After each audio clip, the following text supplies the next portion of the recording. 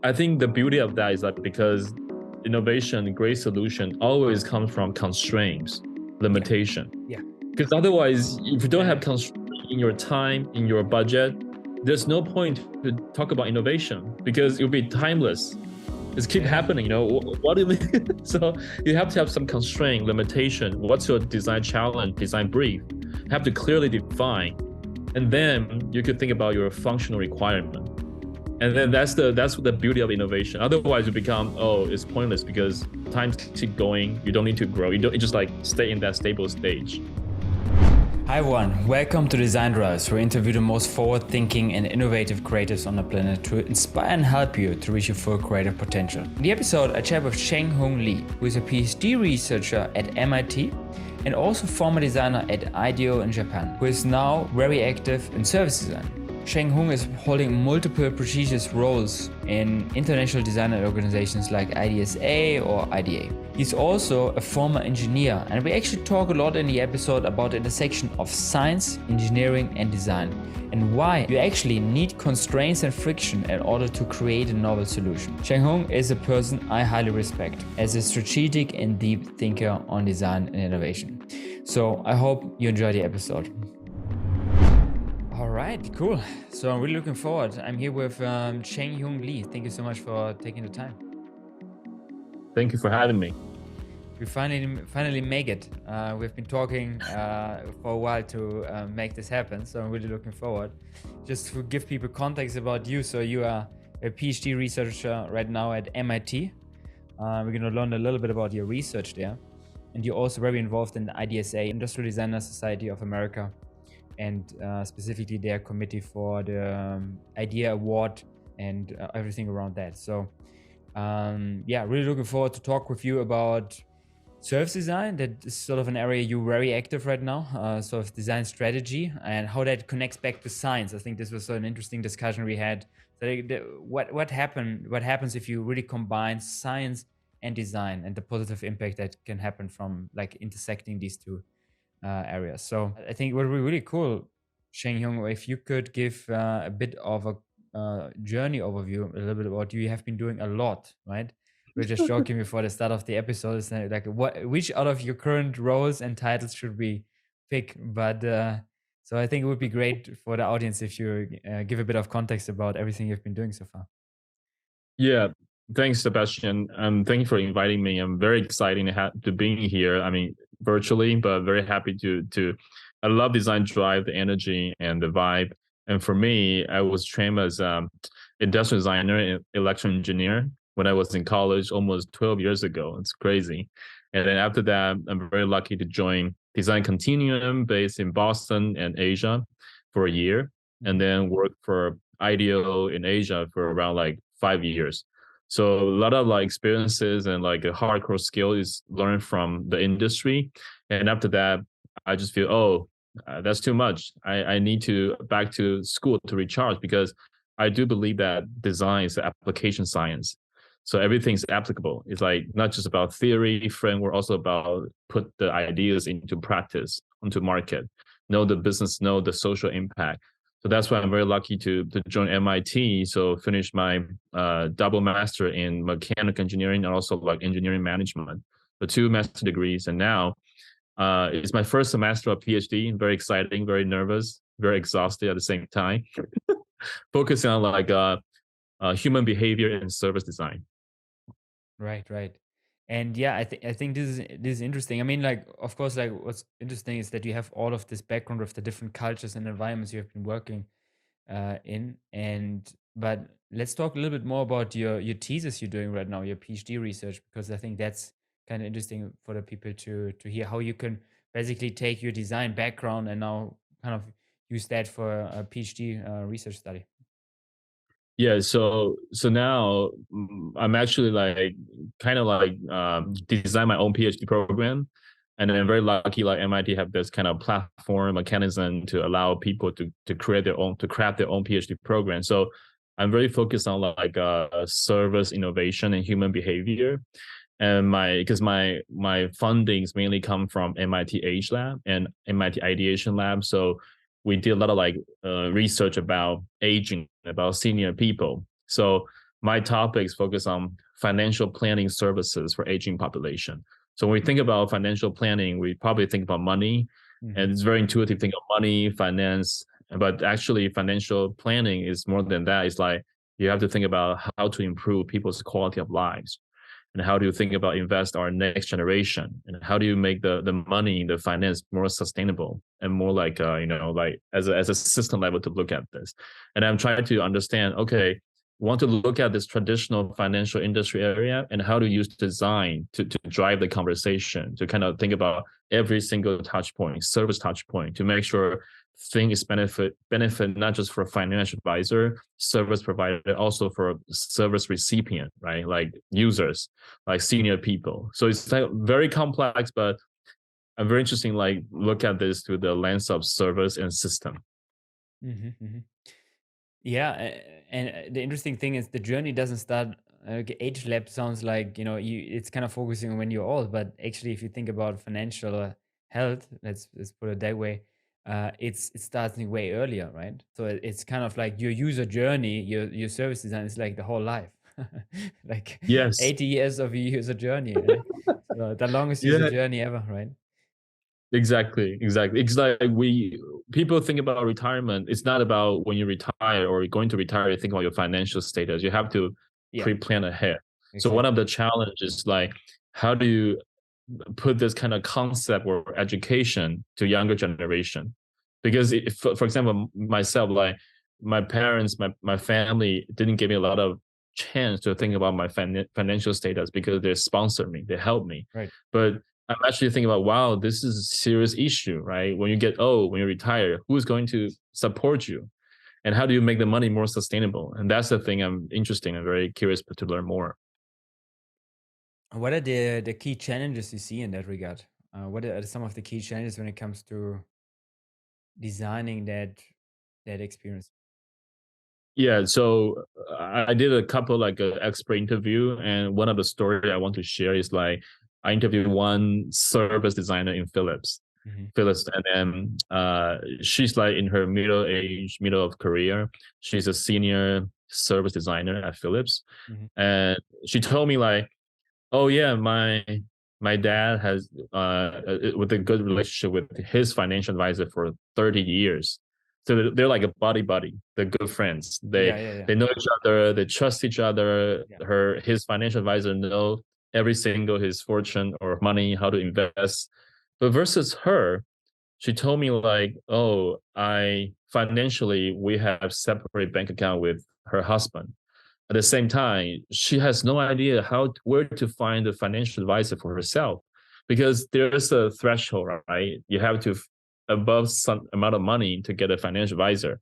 She couldn't right. find that. At the same time, she also don't want to chat with the robot, with Yeah, the yeah, AI. yeah, A lot of like people online, oh, do the calculation for me. These are the money, but she feel like the computer, the technology didn't understand her needs. So that's why she kind of a little bit lost. And then she self-taught herself about, okay, in that case, what are the resources she could get? How does she plan her fortune, her investment in the future? And I think that's really like a biggest pain point, because I'm thinking about myself. Okay, as an international student in the US, how can I going to plan this, right? Who's going to help me? I didn't have any exposure when I was in school. right, So these are the biggest pain point and learning I have. right, right. So when you're thinking about the actual sort of like service design journey, right? So you think like some of the biggest challenges are in that early beginning phase, right? Like creating awareness for people and actually motivating them to deal with the topic and reduce stigmatization. Is that right? Yeah, like people know like, oh, they want to start this as early as possible, but I think the biggest challenge is like they don't know who should ask for help or how to ask for help, right? So they start to look at the online forum, look at for people like, for example, when I interview with one leadership team at Capital One. So she's head of design or head of digital, I forgot. So it's more like, oh, she told me like when I think about looking for a financial advisor or have that kind of mindset is when she's going to do some critical purchasing in her life. For example, purchasing the car, purchase the house. And you know how she find the financial advisor is through her connection. Right. Oh, I work with Tony. Tony is a great advisor. Go for him. So there's no like a proper, there's no like a standard ways. Everyone's very different.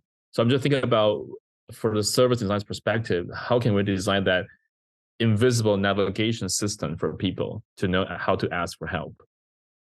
Right. And sort of navigating that journey, right? Yeah, navigating the journey and kind of reduce the friction. Yeah, it's really like it's a lifelong journey, and it's about education as well, right? It's not just about getting the help, but also learning about this. The same, with taxes, for example, right? I mean, like you can get a good tax advisor, and that helps. But if you know yourself about taxes, for example, it's very helpful as well, because you understand like better how to make like decisions, right? And like these are some of the things that, like I think an advisor is important, but at the same time it's also the education that you have yourself, right, to act autonomously and independent also, right? Yeah. um yeah, and I think what's kind of interesting, I mean, something you could maybe elaborate on is like, well, the problem you're trying to solve is very complex, right? I mean, um you're a designer by background, right? How you think, and I know you're very involved also. I mean, like, you can have a sort of mechanical engineering background, like you said, or an engineering background. How does that connect to that research? How do you see the role of design solving these complex problems that you are having there? And is that maybe a question you sometimes get asked? Maybe. Yeah, I think for example, like MIT is famous for engineering, science, right? And Right. then maybe arts. And then for design, I think MIT has their own definition on design. It's very different, Mhm. very context driven. How do you give like temperature for technology, right? And then I think we talk a lot about like it's always become like cliche, like human centered design. For sure, everything we design is for human, right? The human centered, people centered. But what I mean by that is like we also talk a lot about empathy. And I think the difference between designers and engineers is like we all have our hardcore skill, but it's like the mindset, also the perspective. Can you really think in shoes of other people? Can you really like understand the user needs? Can you really listen? One of the example is like I want to share, I always share that in the class is like the first class I took at MIT is called Fundamental of System Engineering class. Mhm. And then it's about like 25 students, I guess. And the first question asked by professor is like he asking, okay, this is the moon rover. It's a vehicle on the moon, right? And then he showed us the photos on the uh, Google slides. And he asking, okay, so tell me, what are the things missing in these pictures, right? And I raised my hand. It's my first class. I'm very engaged in the class. Okay, I told him like I think it's missing it's honest feedback. And then suddenly, by the way, the all the classmates, the cohort, they are from NASA, from military, from like the soldier background. So Right. I raised my hand and say, "Oh, Professor, I think the moon rover missing it's honest feedback." And he paused, and the whole air like a freeze, right? And he said, "Oh my God, you are so soft." You're so soft because the answer he expected to have is like the moon rover missed like a Right. communication system, motion system. So you can see like different ways of thinking. What I think about that because you have to think from user perspective. You have to provide people feedback. What happened on the moon rover and how Right. to receive feedback. And I feel the way to deal with all these complex systematic, complicated challenges is definitely through people. And people is like we know the pain point, we can address the pain point. At the same time, we could have better picture about what's going on, what's the real problem we're going to solve.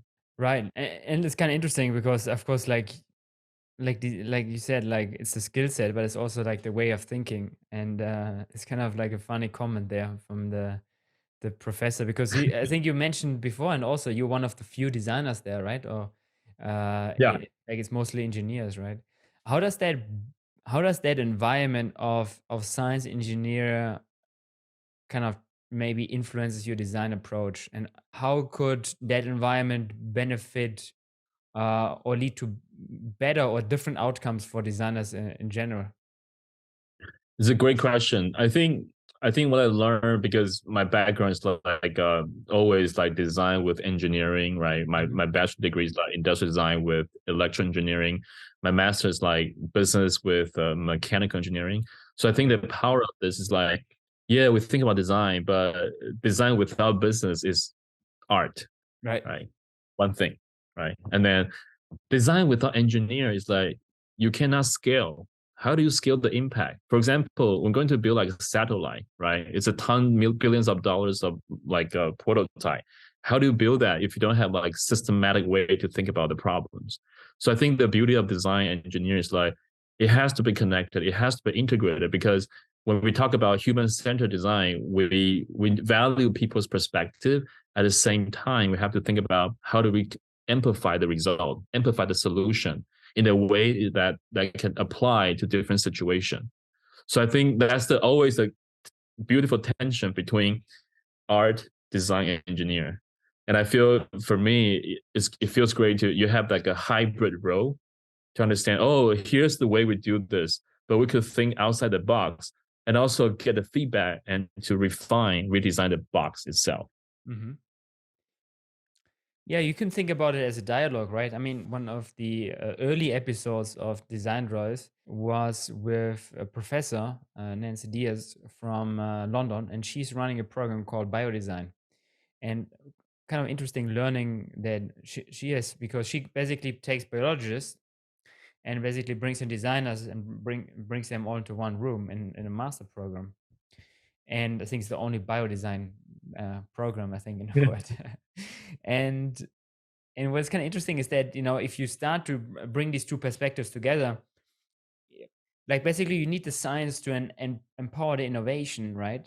But then, like, if it doesn't turn into something that people can use and into an application, then like it's not usable science, right? I mean, like, then it's just the Yeah. science for the sake of science. But like, you can develop materials and all of this in a feedback loop, right? With maybe the designer side that thinks more about the application phase and thinks more about the packaging, thinks more about like what you can do with it and how that maybe empowers new applications, prototypes, and products and solutions. And if you have that feedback loop again, like towards the science, you can steer the science in a way that you could maybe call like human centered, right? Because or application centered or usefulness maybe also, right? So I think it's kind of like an interesting dialogue. It's kind of the missing piece, I think, for science sometimes. It doesn't need to necessarily be like a designer, but like just someone that looks more on from the application side, right? And very often that sort of falls into the category of maybe designer, right? But it can be any kind of designer, like a fashion designer or furniture designer or an architect even, right? And yeah, and but the also this on the other side, design also needs it to come up with novel and new solutions, right? And actually to make something more sustainable, right? How do you make something more sustainable, for example, as a designer without the help of science, right? It's kind of hand in hand, like it works hand in hand. And I think like it's a it's really a catalyzer for real impact, I think, if you bring these two sides together. Yeah, it's like I think you mentioned a great point. Like we most people in stereotype look at engineer as a problem solver, right? But I think designer and engineer together we call like creative problem solver. We Right, still solve problem, but in more creative way. right. And I feel like if you look at the methodology, say for example, design thinking process, right? Diverge, converge, Yeah, yeah. and inspiration, ideation, implementation, three stages. And you think about look at that diagram, and if you look at the system engineering design process, Right. there are a lot of similarities. Hmm. So when I do my master thesis, it's like focus on like I call like a human centered system design. It's like we have human centeredness in the process, but at the same time we also care about the application implementation stage. Like Right. you have the insight, but how do you amplify it? That's the key. Because when I was in IDEO, like typical in the past before COVID, the typical like the scope of project is about 3 months. Right. And I'm thinking about, okay, if the 3 month you learn from the new topic and let designer to immerse themselves in the project and then start come up with solution. It could be like very high level design principle or conceptual design. But what happened? What's the next? Right. And think about if we do this type of project multiple times, what we learn from this. And that's the time we need to think about this in more like systematic lens to look at this project. How can you scale? How do you find the right component? And how do you integrate it with the perspective from engineering perspective to really make this more like a stronger, more sustainable? Like you said, we need to look at this at the system level to look at this. So it's more like sustainable way, eco friendly way. Yeah, because you can actually also implement these things, right? Like later, Yeah. you can actually make these things. I Yes. mean, it's like everything, right? It's like the role of a product manager, right? I mean, like you have to, like a product manager always like you have like the screaming designers at one area, the screaming engineers, and then the screaming business people. And like as a product manager, you need to like bring them, make them all happy, and like find a solution that works for all of these parties. It is feasible, viable, and desirable, right? Yeah. And I think the conversation I read very often with people in that regard is that, well, if you don't have friction, and like I think you could argue that these two types of thinking that you say, like the engineering thinking and the designer thinking, are kind of like thinking maybe different, but that automatically creates tension because they have a point of contract that it doesn't really work, maybe, right, in terms of like how they would approach, decide for the next steps, prioritize, communicate. But in that friction, there is the innovation, right? Because you, like, if you don't have friction in any process, you may not come up with any novel solution, right? If it just goes smooth and you never have friction at some point, you haven't been pushing it hard enough. It's not an innovation that's going to come out of that, basically, right? Because like innovation by default is a new type of, you prioritize differently, right? You come up with different conclusions and prioritize your solutions differently than maybe someone else has been doing in the past, right? And that requires like, that requires sort of new ways of thinking, and basically maybe the usage of, removal of biases, for example.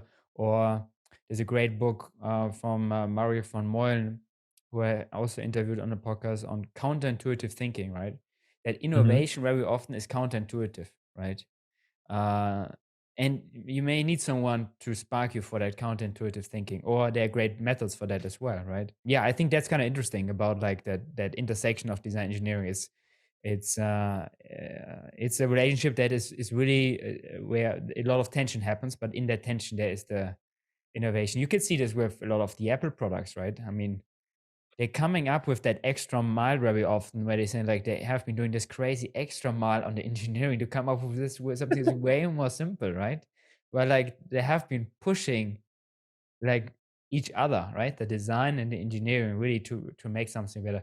You don't get that by, and I mean, look, hardware designers, they know this very well. If they have, for example, let's say, develop a new solution and you're just integrating supplier parts, right? I mean, like you kind of like just like package around this, right? It's like it's gonna be hard to come up with something innovative. I think the best way would be if you can work directly with the supplier, right, on a new solution. Or that's oftentimes why the suppliers are actually more innovative than the actual brands, because the brands, Mm-hmm. they're often like the integrated supplier things. The actual innovation very often happens at the supplier side, right? Because they Yeah. have the engineers and designers sitting together and then trying to develop something that can be used for a lot of different brands and solutions, right? That's also overlooked because the credit very often goes to the brand, right? But this is Yeah. oftentimes the supplier side that come up with the innovation in the first place, right?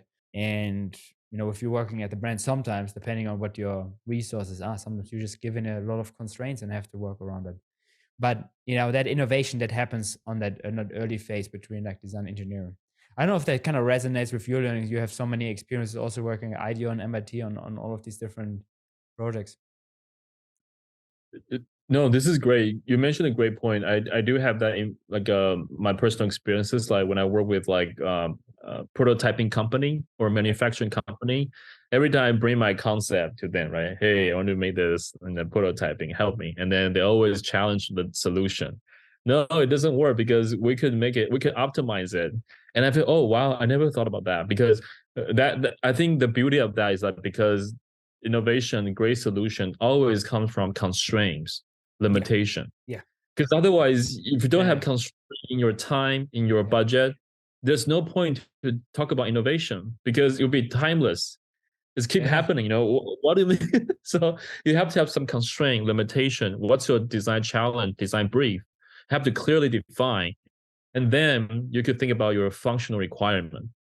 And then that's the beauty of innovation. Otherwise, you become, oh, it's pointless because times keep going. You don't need to grow. You just like stay in that stable stage. Yeah. No, this is very true. I mean, like in the working with the constraint and the tension, this is where the innovation happens, right? Like, it's again like this pushback from engineering, right? If you get that pushback, oh, it's not possible. You could just stop there and say, like, okay, I'm just gonna do it X, Y, Z. Or you say like, no, let's really think about like why is it not working, right? And Mm. let's sit together. Let's understand the root cause of why it's not working. And there's maybe like something like a decision you can make the way deeper, and maybe an assumption you made about the whole solution that you can challenge, right? You can say like, actually, we don't need four wheels, right? For example, right? You may come across basically something that is so fundamental, right? If you're only on the top level, right? If you say like design something, no, it's not happening. Okay, but you're just gonna make it kind of work with the constraint, but you don't challenge them. You're not gonna do innovation. Like innovation happens by like kind of trying to drill deep, right? Cannot do this alone. Also, you need the engineer, the scientist, to do this because you don't know how to solve it otherwise, right? I mean, even in software projects, I've been on that multiple Yeah. times, also at BMW when we tried to come up with a different solution on something. You really try to work it out with the engineer. Why is it not working? What could we do, right? And there you come up with the crazy ideas and the creative ideas, and you can also spark the engineer to come up with the idea as well. I think that's what I sometimes learned as well. You say like, okay, it's not possible. You're trying to challenge it, but then actually, as you challenge it, you kind of spark, the engineer to come up with a complete different solution, right? Uh, that's very often the case. It's very often that, from my experience, it's then often the engineer or the scientist who comes up with that new approach to us. But your job as a designer is to kind of challenge that and just work with them on like maybe finding it. But it's often them who because they know the material better, right? Yeah, yeah. What I think one of the examples based on your point is like now most people use Figma, right? Mhm. Interface design, Figma. But I'm asking one faculty, and then she taught Figma. She taught interaction design class, and she also admitted to me like, yes, I teach Figma, but I don't know coding. I don't know. I don't know the backup house. And what I understand, what I analysis the stories like, I think also applied to myself. Like most of the time, as designer, we could draw the big picture, great vision, great ideas, but without engineering, without technical person, without the science to support this, it's just a dream. Right. It's just a dream. It's just a great illusion, but you Yeah. need to make it happen. Like go to market, feasibility, viability is important at the same time. Yeah, I feel like wow, that's something is really reflect to my situation as well Yeah. sometimes.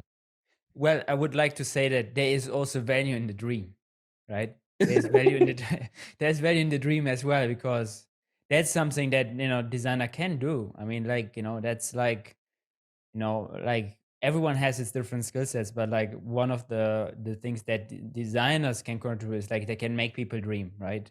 And like engineers, they're just like, we don't know how to do it, right? But it kind of like, if you, depending on how you do it, right, you can bring together people on around a vision.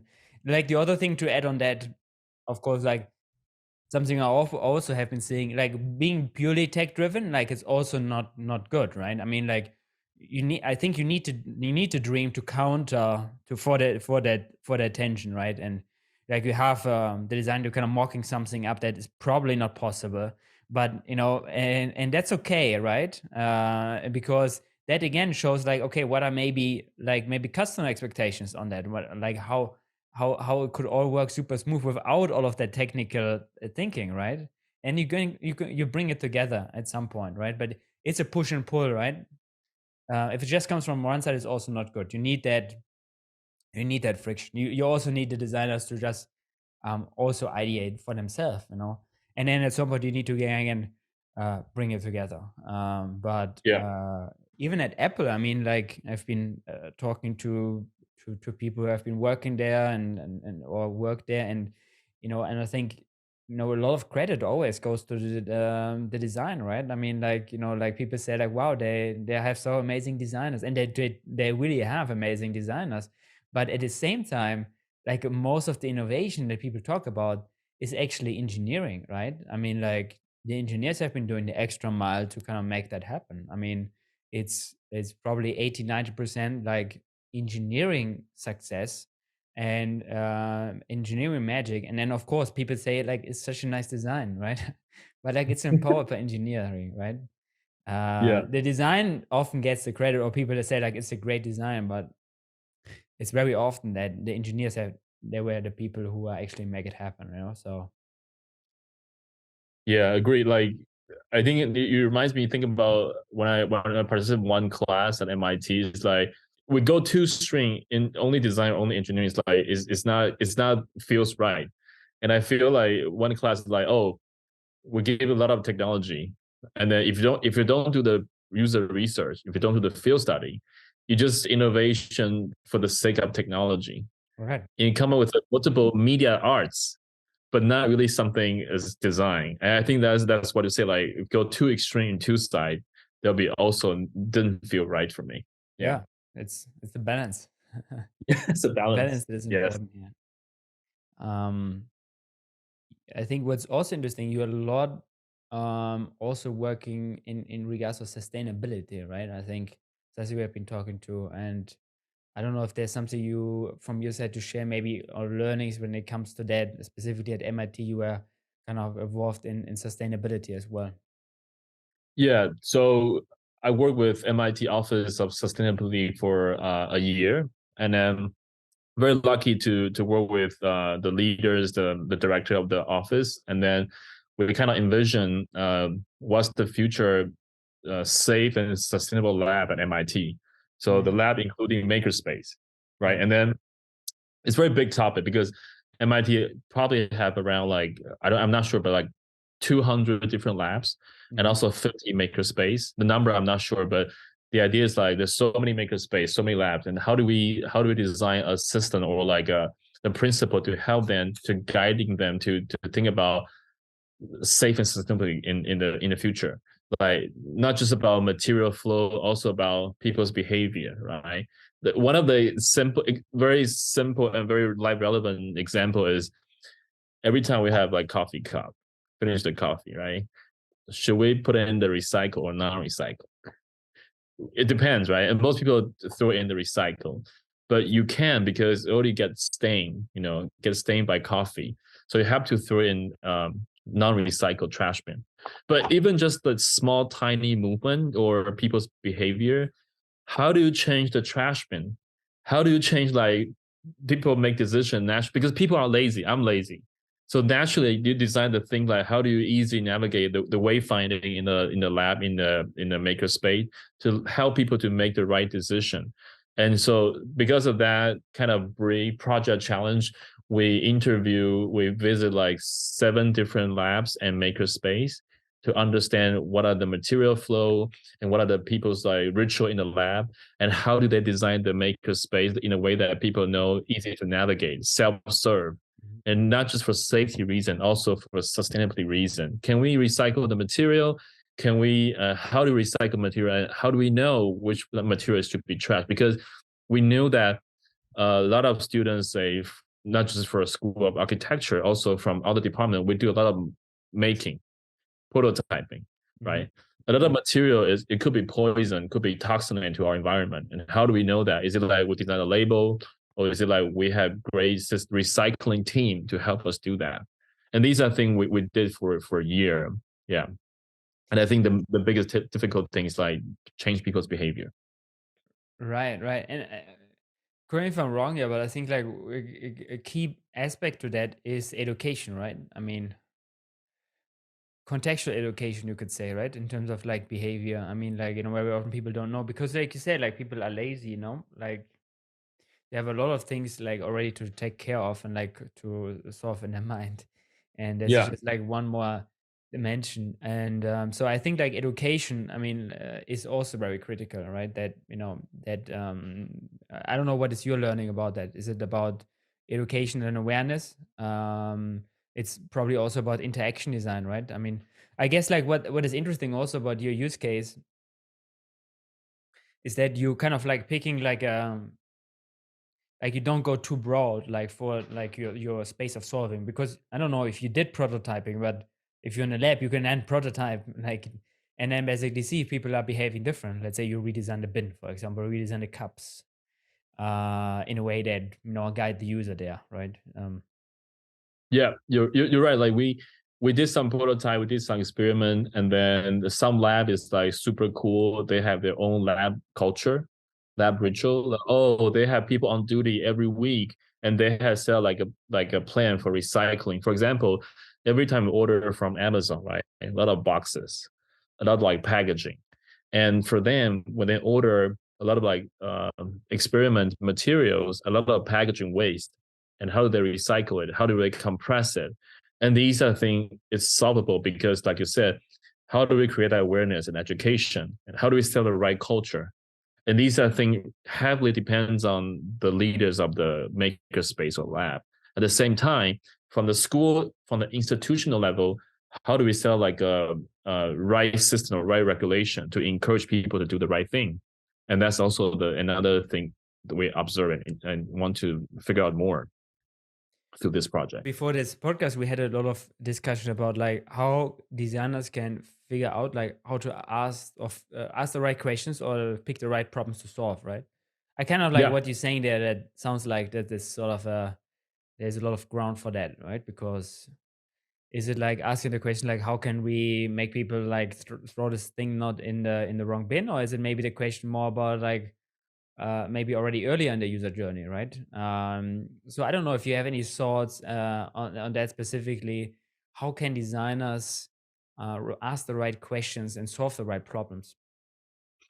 yeah, this is a great question because I think for me, like we all know that every time we do the research or different types of project, what's the project brief?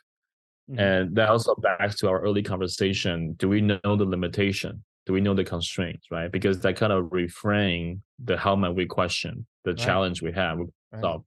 And then in the context of sustainability, like for example, redesign the lab or makerspace to become more safe and sustainable, it's super broad. And then my approach is like, yes, we could stay at high level because in this sustainability office, like we have so many key stakeholders. We have people from environmental health, we have people from D lab, different space, different lab, they all to be part of this journey. So we stay high level, but for designers, my job is like make it tangible, make it easy to Yeah, understand, yeah, make they like people can be reflective. So I did like a 5 minutes documentary, interview people, capture their quotes, and reassemble as like a documentary film to share back to the leadership team. So they feel, oh wow, this is what you mean by redesign a safe and sustainable lab. This is how do you envision the future of MIT lab. And that's really powerful because one of the key things we mentioned a lot is like bring tangibility, make it easy to understand, and let yeah. people to have time, ideas to build on the top of your ideas. Exactly. And I think that's one of the superpowers of, that designers can add to any process of innovations, that designers are incredibly fast to visualize, make things tangible, and document things, and take a whole lot of information, 2 hour abstract discussions of different stakeholders, a lot of research, a line of thinking that is coming out of a group, and put this into something tangible quicker than most people can, because they can visualize things. This can be the doodle on the board. This can be a quick presentation. This can be a video. This can be a prototype. This can be a product design. And then it's not about being like depending on what you kind of focusing on, that it's not about being completely right with and with everything, but just accelerating also, right? So let's say you say like you create a first prototype out of what you were hearing so far, right? Or you maybe were in a group of and people were discussing about something and they had this idea about what it could be, and but maybe in the next meeting you already have a tangible form of that, and then people can say like, well, it's not exactly what we meant, but it's kind of going to that direction, and maybe for someone else that's exactly what I meant, right? So like you start to have a new ground, right? You draw an image that people can start to discuss again, right? So people can say like, Yeah. oh, like a little bit like this, and so okay, next evolution. That way you can accelerate discussions way faster than a thread of emails. You can go for years, right?